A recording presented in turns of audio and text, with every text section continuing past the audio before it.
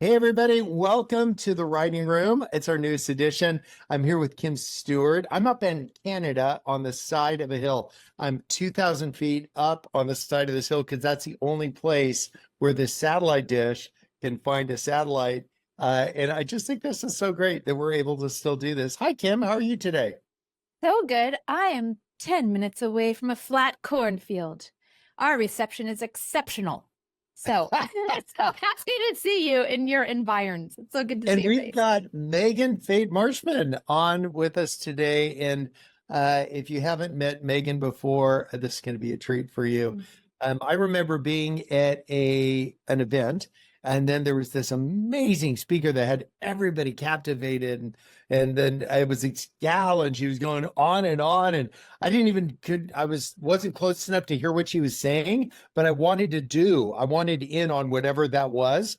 And then I got to know Megan, and I found out she's got all these gears. She's got this, like, let's go do this thing. And then also very tender, sweet.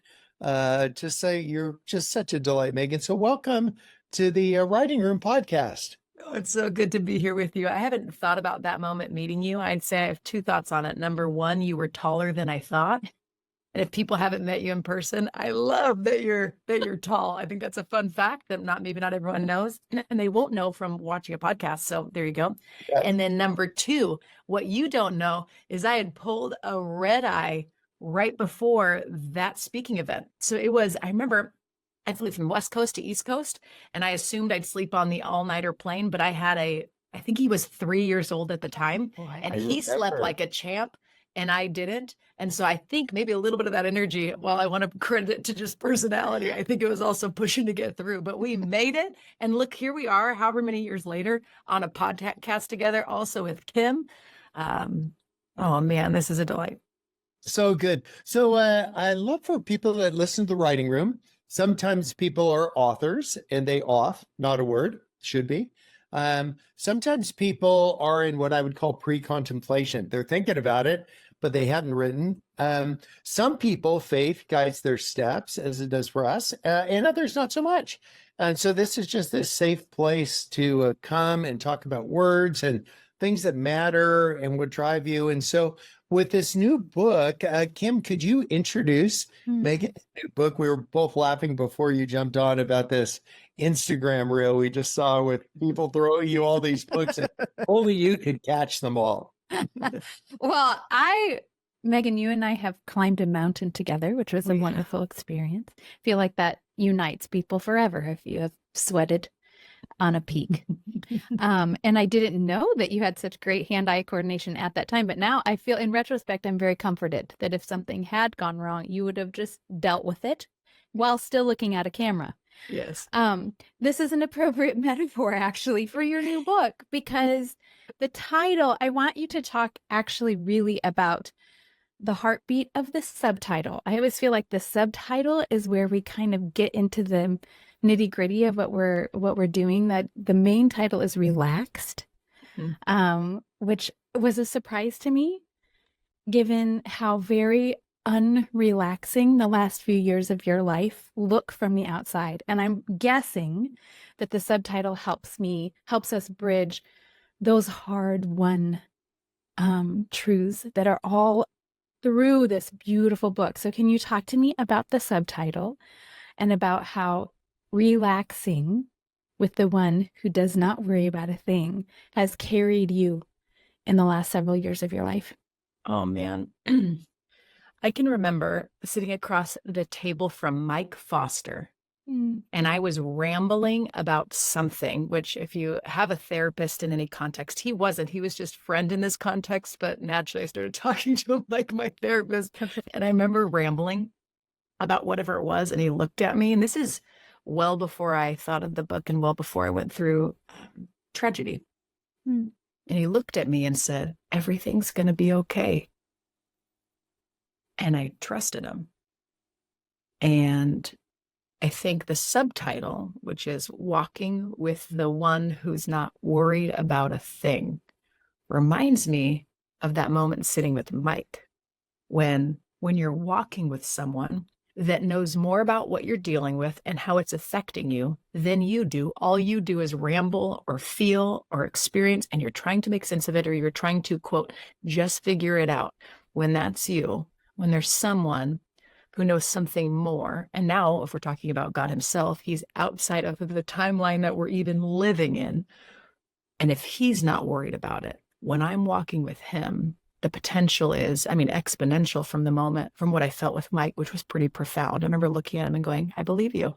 And that belief is so significant because, back to Adam and Eve in the garden, it has shocked me lately that they had everything they needed. They just didn't believe it. And I think we have the same thing. That's the big surprise. It wasn't just the Garden of Eden. In relationship for me with God, my faith carries me to a place where I literally have everything that I need. Now, the question is not whether or not I do, it's whether or not I believe it. And this journey, basically, that I write about, and I'll just jump in because I'm like kind of dancing around the topic. 3 years ago, the day before your birthday, Bob, which I didn't find out until later, my husband goes to heaven by no one's desire, heart attack, middle of the night. And so to be here 3 years later, titling a book feels like an act of God. And what I write is basically how I did it. And not just written to people who are in grief. I think it's people who are written with burden, going through trial. In fact, I tackle a lot of those different topics in it. But in a sense, I want to sit with them and go, it's going to be okay. And then I want to guide them on how to take steps. If it's okay that God meets you right where you're at, what does even walking out faith look like tangibly, practically? Is it a burden we have to carry? Do we have to figure things out? What do we do with fear, anxiety, worry, all the things that we carry? This is the way I did it. And to be here promoting it feels like any different than any other book I've promoted, although I've enjoyed writing books. They're really delightful and enjoyable to share what we found. This one feels so wildly, eternally significant, probably because half of me is already living and dwelling in heaven, which gives me a little bit of an eternal perspective that I want to use to make eternal impact. So that's a little bit about the book. Yeah, so good. A part about accessing all of the emotions and your feelings, and did you find that healing to do, or was that painful? Is it ripping the Band-Aid off, or a little of both? You know what's, I think I just have a new framing of what emotions are, because I think we're now in a day and age, right, where a lot of people are talking about emotions and a lot, we need to feel our emotions, we need to experience them. And they've gotten a lot of say, and I think I've been surprised by a reframing of emotions, and specifically the negative ones. And here's the simplest way to do it. It would be to say that emotions, but specifically even experiences like, let's throw things like fear and anxiety into the equation because we're all talking about it anyways. Things like insecurity, things like anger. What do you do with these? And so what I've come to realize is they're not sins. They're just signals on the little dashboard of your soul, and sometimes signaling something's not right. And we're so weird because my body even communicates to me. This is an undue thought as well. Like when I'm sick, when I wake up and I have a cough, there's a weird part of me that wants to go, I'm not sick. I'm fine. I can push through. It's not that bad. When God designed our bodies to go, something's off. Yeah. You actually need to slow down for a minute to recover. Like our bodies are communicating, our emotions are communicating, our stresses are communicating. And all of this is not just a doorway to stop. It's actually an open door to intimacy. The one that actually knows it, understands it, created us with it for a purpose that we might know him through it. I like the idea of finding a cadence for those listening. Think of the cadence in your life. If you're always going kind of Mach 5, hair on fire, all that, it's hard to listen because you're just going so fast. And interestingly, and I think you pointed this out previously, that the book isn't about rest. Tell us about that. What's the difference between a book about rest, and there are many, and a book about relax? Yeah, I'd say it's more of a lifestyle than just a goal. I think rest is a wonderful byproduct of a certain type of lifestyle where you are more rested. I think a lot of people are seeking after rest because they try to find it in just a day, where I'm writing about a lifestyle. It's kind of like all these other wonderful things like happiness. I think even happiness gets kind of a bad rap where people are like, don't just try to be happy. But I'm like, why not? Happy is wonderful. But happiness, like rest, like being relaxed, they're amazing byproducts of a lifestyle, not amazing goals. Because the problem is, if let's say happiness, if that's all I want for my kids, which is natural and human and not wrong, but if I want my kids to be happy and that becomes the goal, then I will critique everything and everyone based on how happy they make me. If my goal is to be relaxed, and that's probably hopefully where I take people on, I know that I do, because it's the journey God's taken me on, the relaxed lifestyle. I truly feel like I am less worried about things that don't matter and incredibly consumed and passionate and driven for the things that do. That's been a byproduct of walking with the one who's not worried about a thing. It hasn't been the pursuit, because even when wonderful things like peace or relaxation or rest, when that's the goal, you critique everyone and everything based on how fill in the blank it makes you. And I'll tell you, that's a tough way to raise a kid, right? That's a tough way to be in relationships with friendships, because everyone's just going to disappoint you all the time, including yourself. You're going to disappoint yourself all the time. And the byproduct of disappointment isn't happy, restful, or relaxed anyways. So we got to find a new way. I think there's a beauty in knowing what you're after. Just even I'm looking out at where I spend the summer here. And if you want to catch a starfish, then you can do that in 5 or 10 feet of water. But if you want to catch a prawn, you need to go 350 feet deep. And it's actually not a simple thing.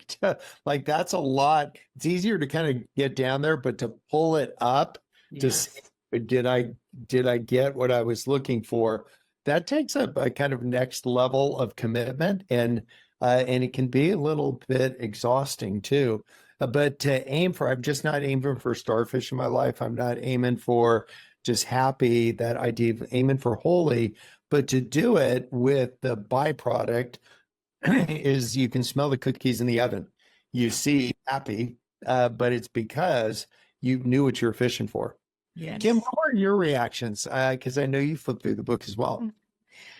Well, one of my questions for you, Megan, is how in the world you did it. I'm wondering particularly how you juggled being a pastor, a speaker, a writer, a mom of 2 young boys. And I'm not really asking about the work-life balance, which I think is a very lame question and construct. I'm asking more, when you have I'm guessing the last few years you learned a lot, and you share some of this with us, right? You road tested things, I would guess many that you did not want to road test. Yeah. And you are an expert in some things that you never wanted to be an expert in. Yeah.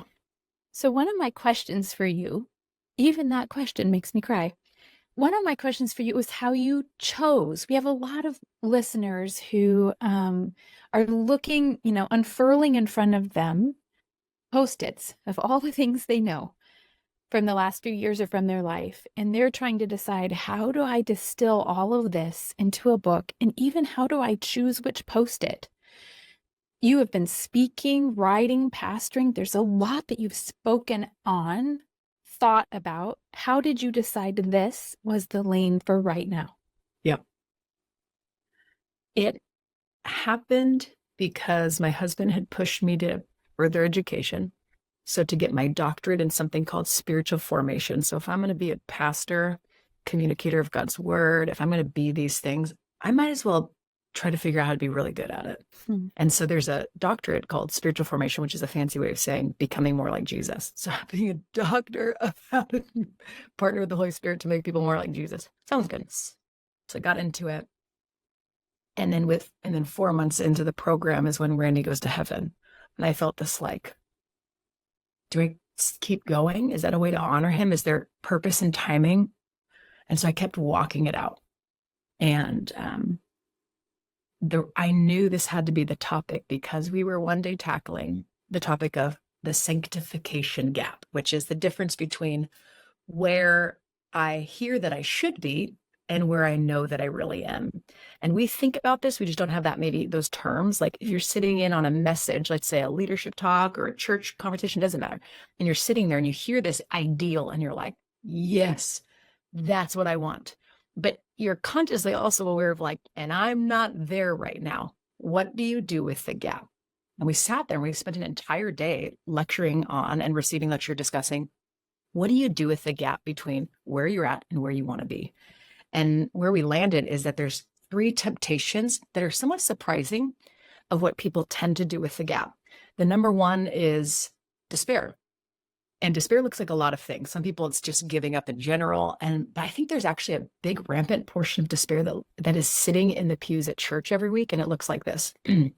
I'm just going to settle for a valley of dry bones faith and show up to church hoping and assuming that the person up there can inspire me at least to try again, even though I've tried a lot and it really hasn't worked. And I've stopped reading my Bible a long time ago, but at least that person's going to get there. I'm not even going to bring my Bible anymore because they're going to put up a slide that makes it really easy and convenient, even though I don't want an easy and convenient life. The truth is I have to fit this into a life that's already too full.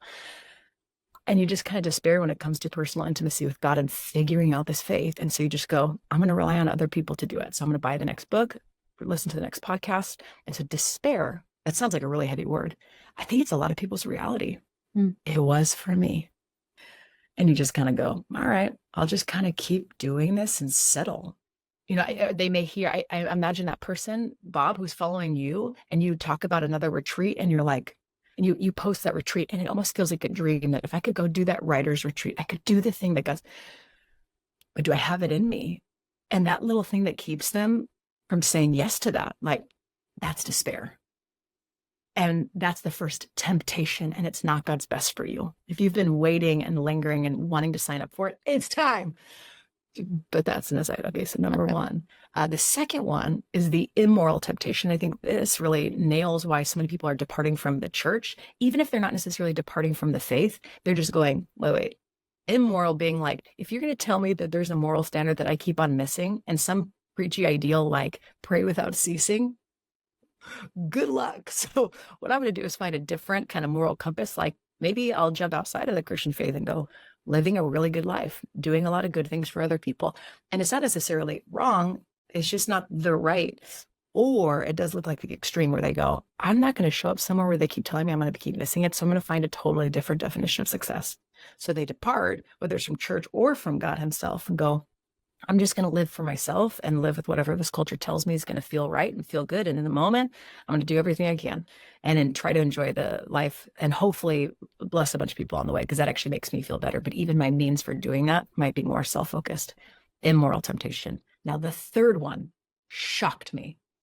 What we do with the difference. And it's this, the moral temptation, which feels surprising because how do those words go side by side? I thought being moral was good. It is. But the moral temptation is to see the difference between where I'm at and where I want to be and going to this. I'm going to try harder to shrink the gap by myself.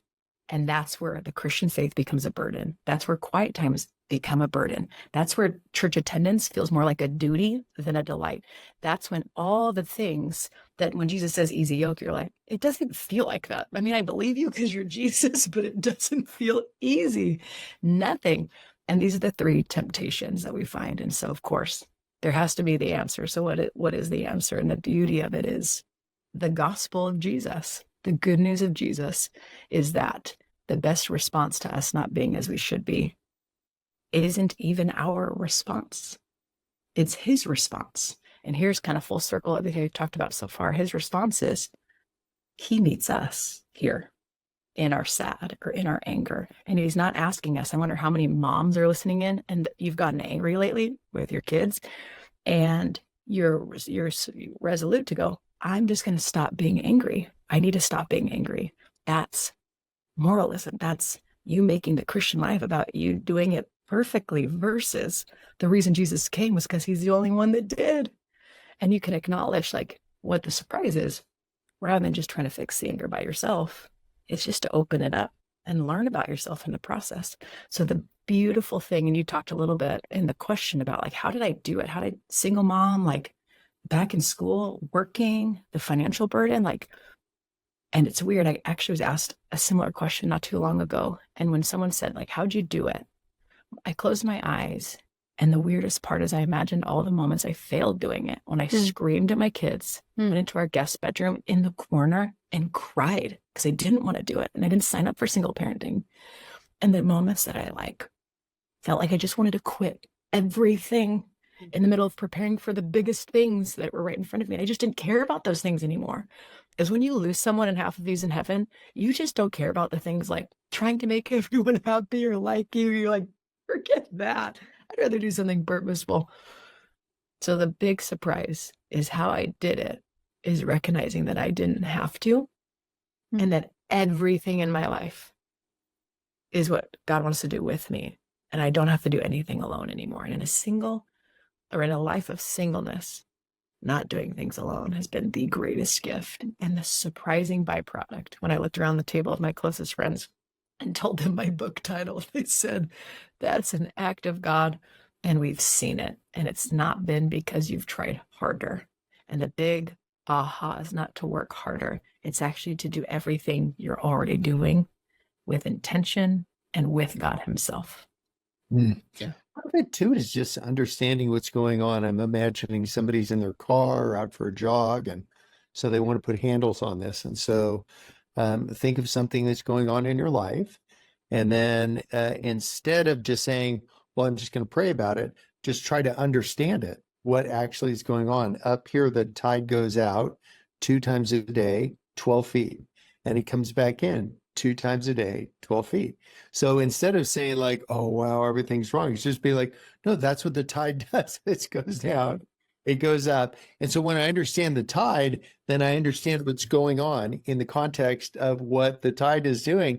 And then I'm not freaked out. And so when you go through times of doubt or question or sadness, whatever, to understand that, yeah, these things happen. And this idea of making your request known to God, who says he knows it before you ask it, I think make it known to yourself. This is what I'm wondering. And then in that partnership, Yes. to just say, can you help me? Instead of saying, I'm bummed, help me, to say, understand, what's that connected to? Yes. What's connected? Why I feel isolated. I feel super lonely. What's that connected to? Somebody let you down, a betrayal, a whatever. As soon as you figure that, you've got a clear path. I want to hear from you, Kim. Right before the podcast, we got Sweet Maria Goff on the radio, because that's how we talk up here, because they're in a road for 100 miles. And you guys have all made your way up here. But the reason we can talk is there's nothing. It's a line of sight 5 miles to where she is. And so there's nothing blocking it. So, but go put a mountain of humiliation, a mountain of despair, a mountain of whatever, and we're not communicating with God anymore. We just got to figure out what got in the way. Kim, Wow. thoughts? I'm in a master class and I'm listening. Those are my thoughts. I want to be writing instead of looking at you. I need to have a transcript of this. Do we offer transcripts yet? I don't think we do. I would just say I so appreciate from you both this dynamic duo of characteristics, which are humility and curiosity. I think one without the other usually gets you into trouble, but those two together, you both have modeled that for me with your relationships around us and also with your relationship with God, that you're asking over and over again, here's my soft and sometimes battered heart. What do you want with it? How can I let you have more of it?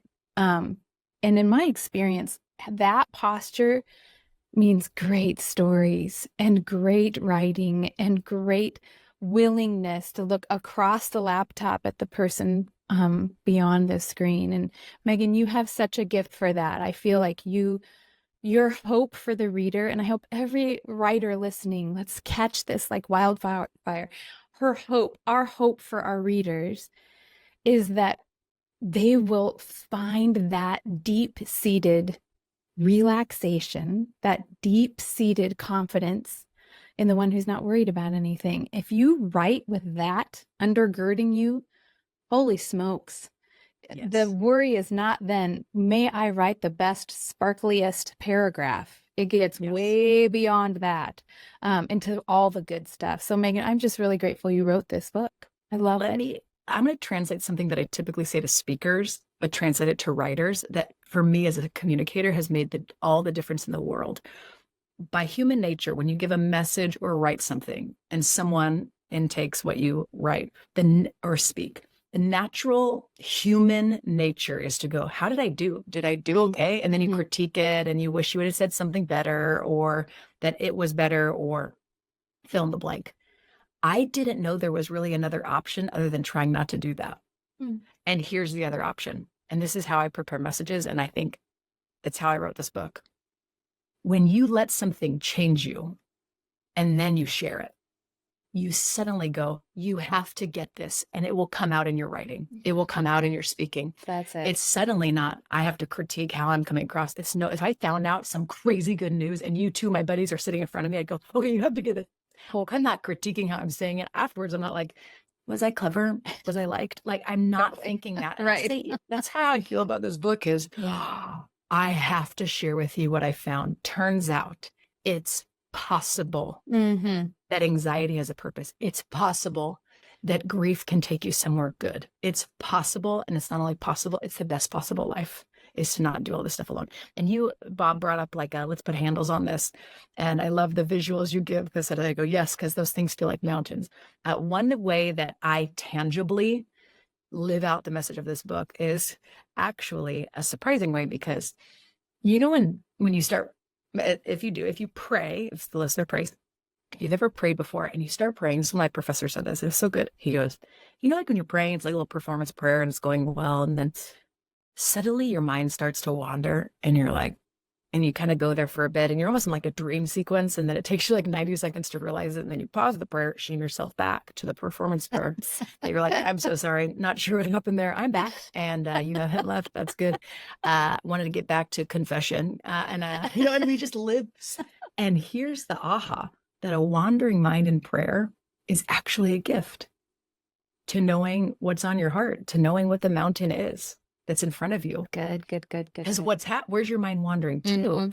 It's actually the very thing that has your heart. And usually it's the secret to the very thing that you're just doing by yourself. It's so funny how I'm sure many of the listeners have trusted the Lord Jesus for eternal salvation. And yet the relational drama, the book that they want to write that's in front of them, they feel like that one's up to them. And the book is the exact opposite of that, and how you can create handles in your life to tangibly not walk your life alone. I really like the idea too for you authors or would-be authors to just get it done. I'm thinking of a time, Megan, when you came up here to Canada and everything went wrong. You had 19 reasons not to make it. Like you missed the boat, you missed the plane, this canceled, I canceled that. And yet you just decided, I am doing this. And so for you writers out there to push through even some of the things that might feel difficult and painful in your life, to just decide, I really actually have something to say, not because I'm trying to be popular or nifty. I have something to say, and so I'm going to say it. The last thought from up here in Canada, there's these beautiful orca whales that come into the inlet from time to time. And one is around because you'll see all these fish schooling up on the surface. Why? Because there's a freaking orca whale underneath them and they're trying to get up and out. And so when you find circumstances in your life that are kind of schooling on the surface to say, there's probably an indication that there's something underneath that to talk about. There's something sometimes really beautiful, sometimes really menacing, but something that ought to be talked about that's causing these things in your life to kind of school on the surface. And when you see that, be courageous enough, be patient enough to say, I want to understand what's underneath it. Because if we just talk about the stuff that's schooling on the top, that's Instagram. If we want to talk about what's in it and beneath it, that's a book. So thank you for writing one of those books for us, Megan. Yet another one. You've written more books than I've thought about. I'm so glad that you're putting your words to page. Hey, Kim, will you send us off here? Yes. I'm very glad, Bob, you brought up the moment that Megan had to sleep on the border in a rental mini car. And she just would not be dissuaded. She had her knees in her actual chin for hours and hours across the border, and she would not stop. So that, dear listener, is your visual as you return to that blinking cursor on your screen. If Megan can sit with her knees in her nostrils and finish the work, so can you. Not as a performative measure, not to check a box, but because you have something really important to say that has been a gift to you, and we want it. So go do it. We're cheering you on. So the book is Relaxed. And what is the release date, Megan? August 13th.